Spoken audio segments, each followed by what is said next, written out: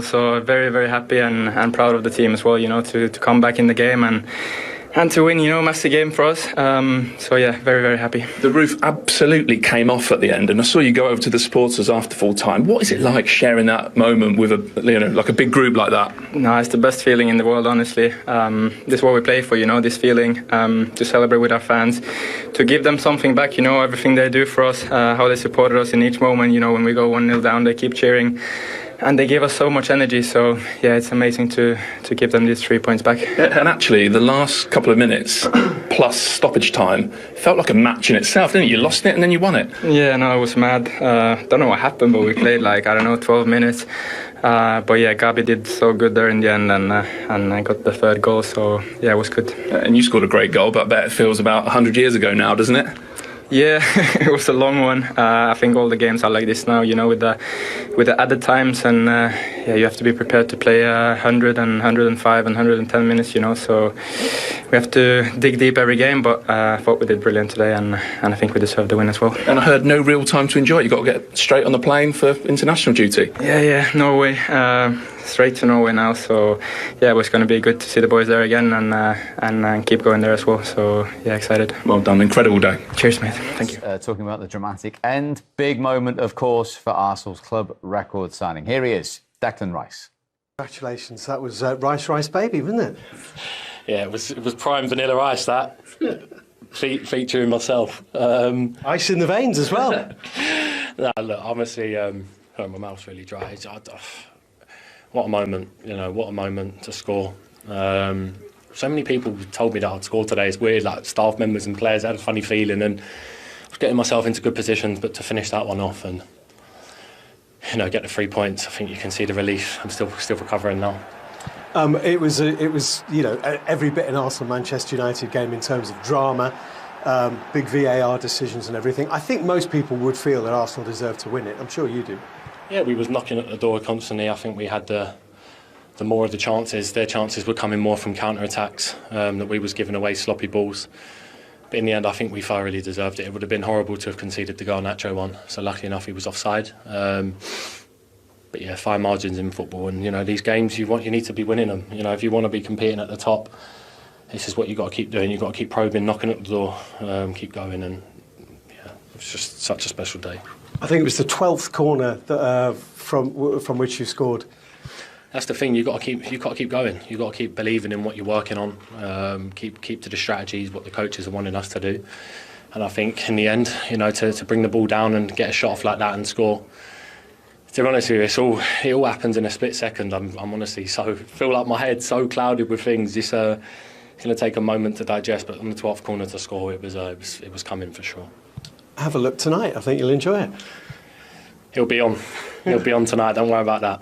Thank you very much. Top man. Thank you so much. Appreciate it. Thanks a lot. Well played. Cheers. And it's taken away from you for some lines on and I still don't know if that's offside, but we should examine everything. Don't worry. Looking forward to it.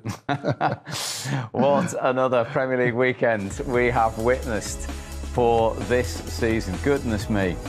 We've played 39 games, incidentally. We are yet to see 1-0-0, no 0-0s yet in this season, and long may that continue. It all began, of course, with West Ham's win at the very first Premier League game at Kenilworth Road on Friday night. Then those 2-2 draws between Sheffield United and Everton, Brentford and Bournemouth. Five-star show from Spurs. Defeat for Chelsea at home to Forest. 5 for City as well. And Newcastle's third consecutive defeat away at Brighton. Earlier today, Palace beat Wolves by 3-2. Liverpool beat Villa by 3-0. And 3 goals for Arsenal and 3 points, having gone 1-0 down at home to Manchester United. So, of course, there is an international break now, 4 games into the season. Nice little screenshot for City fans, the only side with a 100% record. But Spurs, Liverpool, West Ham and now Arsenal have all started unbeaten with 10 points from 12. Burnley and Luton, the newly promoted teams who've only played 3, yet to register a point. Everton, Sheffield United and Bournemouth yet to register a victory, and Manchester United in the bottom half on 6 points. Yeah, his equaliser in the first half. It was some second half and very eventful ending. Before we see Declan Rice's big moment, Well, I was going to say, can we clear up? Is it possible to clear up whether it was a corner to Arsenal? I think if we're going to be really nitpicking about it, that you look at it and obviously Martin's going to appeal for it, but I'm trying to see if you can see the trajectory of the ball, and if he's hit somebody, it would start spinning. And I can't see from there whether it can, but whether we can see it from there. But he's instantly. See, the ball looks like it's just moving, and you can't see no spin. And what would happen is that spin would, if it hits something, it just naturally puts top spin on it, and that's why we was thinking, well, you know, you're naturally going to appeal because you want to get the corner. So what are you saying? Was it a corner or not? It didn't seem like, I can't clear up whether it's a corner or not. Simple yes or no. Well, I can't see if it's a corner or not. I'm just trying to explain, Peter, why I don't think it is. There's no spin on the ball. So was it a corner? Yes or no? Yeah, probably yeah. Yeah, because you don't want to hear that. So I'm going to tell you what. We can't clear it up. How can you clear it up? You know, but they've given it, and it's the difference in it. That's the margins. Difficult, right? Margin. They are so tight. The offside, is it offside? Is it not offside? What do you think about the corner? But my point is, you know, it's the little things that has this great influence on how the game turns. I personally don't think it's a corner, because I think you can, if it hits something, you can see it on the spin of the ball. You can see how it spins. If it hits Eriksen's leg, it's definitely got to have an impact on how the ball's flying and the spin on it in the air. Michael? And it just looks like he gets under the ball here and, you know, just skies. But of course, he's claiming it. That's pretty good play. We've got no way, from these pictures, we've got no way of being sure, have we? That's the bottom line. So Ødegaard did claim as soon as he hit it, but as the lad said, everyone claims, you know, when the ball goes, it's either a goal kick or a corner. So you say, go on a ball, you know, and that's just a natural reaction. On those pictures, it's very, very difficult to say, but the only little hint is the ball. Yeah. And when you see the ball, it doesn't look like a deflected shot from the ball, but that's not conclusive evidence. So, next question is, Johnny Evans, was he fouled before Declan Rice scored? My instinctive reaction was, yes, he's definitely fouled. I would say, obviously, Riley was flying everywhere in the studio. I said, calm down. You know, it's going to be... it's cancelled out because it's a foul. But when we see it again, it's actually a foul the other way. Johnny Evans is actually putting... So you see that? It's the other way. I think it's really, really bad defending. How can you let Declan Rice, first of all, be free there and then give him that much time when you're 6 minutes into added on time and there are enough players there, Harry Maguire, Marcus Rashford, Johnny Evans is on the ground, but there's enough players there to go out and challenge. And then at the end of the day, I know it gets a deflection, but if I'm Onana, I would be a little bit annoyed with myself for not having saved. Yeah, because it's not that difficult. You know, it gets a deflection, he's still getting to it. You know, it's not like he doesn't have to change direction massively. You know, he's still there. It's just, you know, the way. They're little things, you know. Well, but have it was the second half of fine margins, wasn't it? So yeah, that was one of them. Yes. Yeah, I thought Johnny Evans was trying to block Gabriel, so I didn't think it was a foul at all, despite, you know, claims. So I thought that was fine, and yeah, I agree. You know, you'd have to look at the goalkeeper there. Does take a deflection.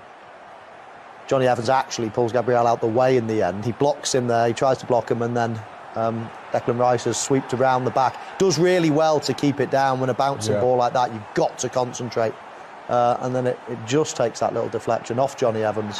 And then hit into the crowd of players. That's what I see what you're saying there, in respect, because, you know, with some deflections, it deflects and it goes way over that side. Obviously, you ain't got no chance, but with that one again, you know, ain't it though, Pete? He's expecting a different kind of shot, though, isn't it? Because he's gone down and then it's deflected and then it's. I don't know how you move your arm. So the way I phrased it was, I said that Onana probably will be a little bit unhappy with himself. So it's not like a clear, massive goalkeeping mistake in that respect, because it does get a deflection. It does have an impact on how you dive and where your balance is. You know, sometimes you're so much out of balance that even a hand turn off. But if that was me, I would probably be a little bit annoyed with myself and think. Okay, that's the Manchester United goalkeeper we're talking about. Let's speak live to the Arsenal one, Aaron Ramsdale, after that incredible game. Good to see you, Aaron. Well done. That was incredible to watch. What was it like to play in? Yeah, it was a top game. Two teams who were very well coached, and it was very tactical.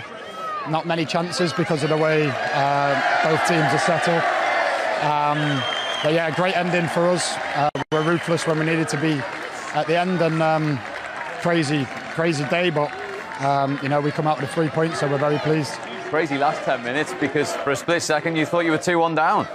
Yeah, we probably got sucked into the emotion of the game, going for the goal, and that can bite you sometimes. And the penalty goes against us, which was probably the right decision, and then there was a goal, and it was almost a sucker punch, and then you get lifted. So to go on then after to score 2 goals, it's a great feeling for us and the team in the dressing room.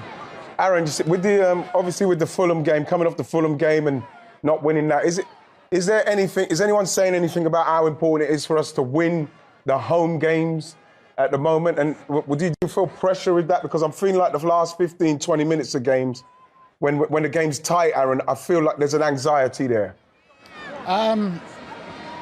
I think there's a pressure to win games of football when you play for Arsenal. I don't think that's going for the league or not. I think as a young team we can get a little bit emotional with it, and when the fans are screaming us to score as they're willing us on to do, I think sometimes we get sucked into that, and we have to be a little bit calmer, especially us at the back, to control it. But I think it's time on the pitch with this team. There's a few new faces. Zinchenko, Kai Havertz and Martin Elliott's the first time they played together. So I think the longer we go on, the relationships will develop, and I think you'll see it start to click a lot more. And Aaron, how important is it to go into an international break now? You get a little break on the back of a win. It can be a long old international break if you don't pick up the 3 points. Yeah, exactly. I think it's huge. Because we're not going to debrief this game until probably 10 days' time. So going into it on a loss, you're sitting, you're dwelling on it, and then you've got to pick yourself up to compete for your country. So at times, there are going to be things which we need to improve on. But with the win, we're able to go into it with a smile and be able to enjoy the international break and compete with a new set of players and a new team. Really well done, Aaron. Thanks very much indeed for joining us. Thank you very much. Cheers. 1-1 at the break at the Emirates Stadium between Arsenal and Manchester United. They're always eventful. Sprung into life with those 2 goals. What have you made of it? Yeah. No, I thought Arsenal were the better side in the first half. And Manchester United struggled to play through the pitch. I think they ended up going long on a couple of occasions. It's not really what Erik ten Hag wants to do. He wants to play out from the back. And we've seen them counter-attacking to devastating effect over the years. And that's what they did when Kai Havertz made the mistake of a square pass. And that was their main sort of part that they played in that first half, Manchester United. It was a brilliant counter-attack, finished perfectly by Rashford. But in general, it's been Arsenal that have had control of the game. They have, and that's why you had the frustration in which the way Arsenal went behind. Yeah, because it's a mistake. And like I said at the start, Man United, you can't underestimate them simply because of the calibre and quality of player they got. So this is how Man United are playing. This is what they want. They want a counter-attack. It's a poor pass from Kai Havertz across the pitch. And once you get into this situation, Rashford wants to come in on the right foot. Somebody maybe should make that adjustment, but they don't make. And it's a brilliant goal. It's a great goal, and exactly how you're believing that Manchester United are going to score a goal through a mistake from Arsenal, because up to this point they're in total control. And then the quality comes through now. Eriksen's great pass, Rashford's ability to come in on his right foot, and even though he got a hand to it, it's a fantastic finish. So that's what you have to be careful of. No matter how much possession you've got, no matter how dominant you're being, Man United can do that to you, no matter how poorly they're playing. And you're sick of the sight of them. That's 6 goals against Arsenal now, his second favourite opponent. Yeah. Straight away, Michael, we noticed this. Mikel Arteta called his captain over as soon as the goal went in. Yeah, and whatever he said worked, because obviously he was the man that got on the end of it a matter of seconds later, Steve. The kickoff was taken and Arsenal got back into the game straight away, which they needed to do. And could, Peter, Manchester United have done any better here? Yeah, I think, I had a coach who always said to me, to the team, that you're most vulnerable right after you've scored. You know, you've got to focus, concentrate. I think Martinez shouldn't be running towards what he's doing. He should be running to what the error is. Eriksen should be running back and cover for him. But he runs the other way, Martinez. Takes himself out of the game. And I think Dalot as well, looking for a little bit scared of Saka. But I you know, in defending, a lot of the times it's about putting out fires. So you put one fire out and don't think about the next one until you have to put that out. And I just think that, you know, the players, they weren't focused, they weren't concentrating enough. They were happy they were 1-0 up. And when you're up against that level of quality, the touch on the left-hand side, the cross in, and of course the ball ending at the feet of Ødegaard, who was a fantastic player, well, then you're going to be penalised. It's great quality from Arsenal's point of view, and it's interesting that we both analysed the goals scored from the opposite viewpoint, to where the mistakes are. But both goals actually ooze of quality. The pass, the finishing, it's really good stuff. At 0-0, Kai Havertz, what happened? Yeah. You know something, you just want these kind of things to happen for him. He's obviously, with this, Steve, he's taking his eye off the ball. I'm thinking this is what he needs. You know what I mean? He needs to settle himself down. There's a lot of talk about him, but like, for me, it's a great touch, Pete. Mike, it's a great touch. Fantastic, sets him up really well. He's kind of just like, he's just slashed his foot at it instead of just watching it. Keep your foot on it. From where you are, anything on target, you probably score. And I think at the moment, that's how it's going for him. You know, it came off Anthony Martial's hand to get to him, so I can't complain about that. But at the same time, it's the kind of chance that you hope he takes so as he can start to get himself going at Arsenal. You just don't see that, do you? Professional footballers like simply missing the ball. If the ball's shooting across at 100 mile an hour, then okay. But it was all calm, and there was a beautiful touch, and it was right in front of him, and he missed the ball. I mean, he missed the ball. You just don't see that. I think you said, didn't you? I haven't seen that in, I haven't seen it for a years long and years. time. Yeah, I haven't seen it for a long time. And how do you miss the ball? Again, Mike, it's one of those that you're hoping for a new signing, somebody that, you know what I mean, Today we dive deep into a perplexing mystery that's been raising eyebrows in the football world. In a turn of events that caught everyone off guard, Arsenal manager Mikel Arteta took an unconventional approach by benching the Brazilian defender for the first 3 Premier League games of the season. The decision left football pundits, and even seasoned sources scratching their heads. Our own transfer guru, Fabrizio Romano, tapped into his extensive network and shared some shocking insights into the matter during a recent episode of Kick. The start of this season was a hurdle that no one expected. Arsenal's opening game marked the end of his impressive starting streak. What is most surprising is that Arteta opted to keep him on the bench for the subsequent 3 games. Romano's sources, who are well aware of the inner workings of the football industry, completely baffled by this move. Now, before we delve further into this puzzling scenario, don't forget to show your support for our channel. If you're enjoying these updates, hit that subscribe button, activate